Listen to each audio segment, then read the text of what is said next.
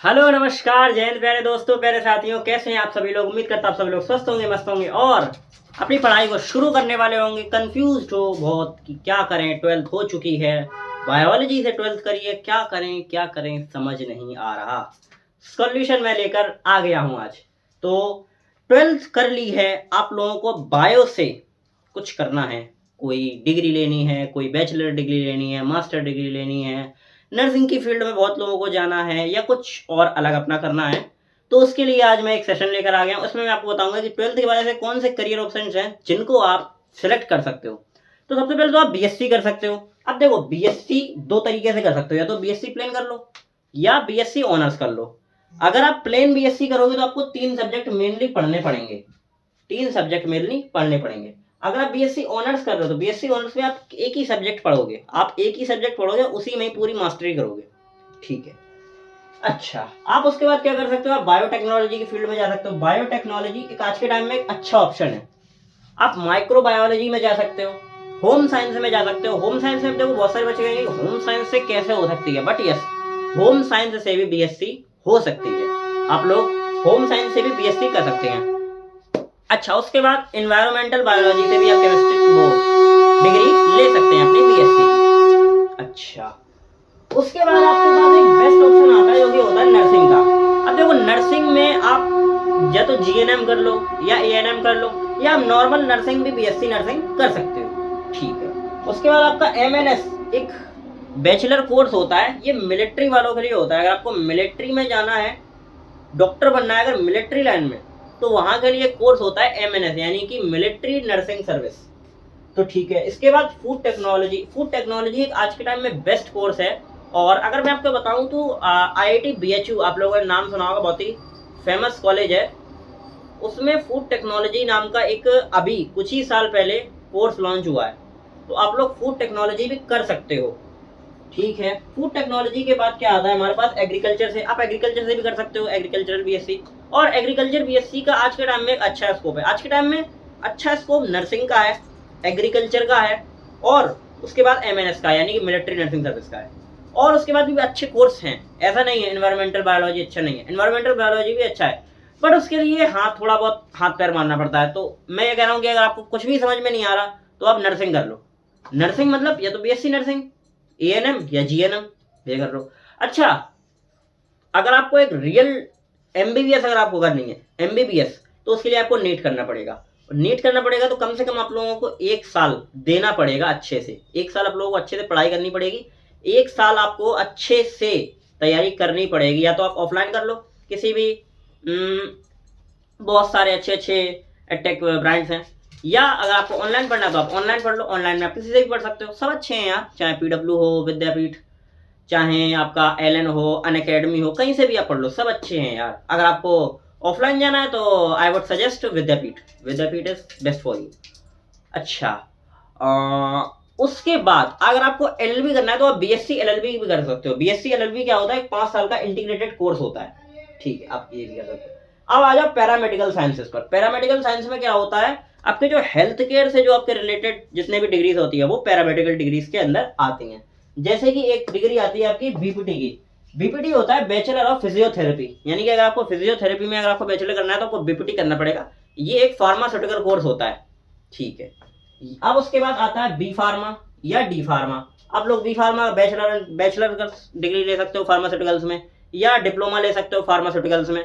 ये तीन चार साल के कोर्सेज होते हैं। ठीक है। उसके बाद एमडी आता है, आप लोग एमडी कर सकते हो। उसके बाद मैंने जो अभी आपको बताया था डिप्लोमा इन नर्सिंग, एएनएम या जीएनएम। डिप्लोमा इन नर्सिंग यानी कि बीएससी नर्सिंग आप लोग कर सकते हो, एएनएम कर लो या जीएनएम कर लो, वो आपकी इच्छा है। अच्छा, उसके बाद अब फूड टेक्नोलॉजी में एक चीज है जो ध्यान से सुनना इस चीज को। अगर आपको टीचर बनना है तो टीचर बनने के लिए आप लोगों को क्या करना पड़ेगा, टीचर बनने के लिए आपको बैचलर करना पड़ेगा, उसके बाद मास्टर करना पड़ेगा, उसके बाद आपको बीएड करना पड़ेगा। बीएड के बाद सीटेट या सीटेट एग्जाम देकर आप लोग एक टीचर बन सकते हो 10th या 12th ग्रेड के। ठीक है। अच्छा, अगर आपको यूजीसी नेट एग्जाम देना है, यूजीसी नेट एग्जाम अगर आपको देना है तो फूड टेक्नोलॉजी बीएससी से, बीएससी फूड टेक्नोलॉजी से अगर आपको आगे जाना है, आगे अगर आप उसमें स्कोप देख रहे हो तो उसमें स्कोप है कि अगर आप बीएससी प्लेन कर रहे हो, बीएससी प्लेन फूड टेक्नोलॉजी से, तो उसके बाद आपको मास्टर करना पड़ेगा। एंड देन मास्टर करने के बाद आप यूजीसी नेट कर सकते हो। लेकिन इसी के अदर साइड अगर देखो तो फूड टेक्नोलॉजी में ही बीएससी अगर ऑनर्स आप करते हो, बीएससी ऑनर्स अगर आप करते हो तो आप बीएससी ऑनर्स के बाद डायरेक्ट यूजीसी नेट कर सकते हो। मतलब कहने का ये है कि अगर आपको यूजीसी नेट निकालना है तो फूड टेक्नोलॉजी में जाइए, फूड टेक्नोलॉजी में आप ऑनर्स सेलेक्ट करिए, क्योंकि ऑनर्स में क्या है आपको मास्टर डिग्री नहीं करनी पड़ेगी। आप बीएससी ऑनर्स करेंगे फूड टेक्नोलॉजी से, डायरेक्ट आप यूजीसी नेट कर सकते हो। बट इन अदर केस अगर आप प्लेन बीएससी कर रहे हो फूड टेक्नोलॉजी से तो आपको मास्टर भी करना पड़ेगा, और मास्टर के बाद आपको यूजीसी नेट का एग्जाम दे पाओगे आप। तो ये एक नॉलेज जानकारी थी जो आप ले सकते हो। अच्छा, इसके बाद नॉर्मल कोर्स आप बीए भी कर सकते हो बायो से, बीए कर सकते हैं, हाँ बीए भी आप लोग कर सकते हो, आप लोग बीसीए भी कर सकते हो, बीबीए भी कर सकते हो, बीकॉम भी कर सकते हो, आप लोग सब कर सकते हो। But in other case my opinion is nursing. मेरा ओपिनियन नर्सिंग का है। आप ये मत कहना कि भैया आपने नर्सिंग का कहा इसलिए मैंने नर्सिंग कर लिया, नहीं, ये आपके ऊपर डिपेंड करता है आपको नर्सिंग करनी है या नहीं करनी है। हो सकता है आप लोगों को बीए पसंद आ रहा हो सकता है आप लोगों को बीए पसंद आ रहा हो सकता है आप लोगों को माइक्रोबायोलॉजी, एनवायरमेंटल बायोलॉजी, एमएनएस पसंद आ रहा हो सकता है आपको अगर यूजीसी नेट करना हो तो आप फूड टेक्नोलॉजी करो।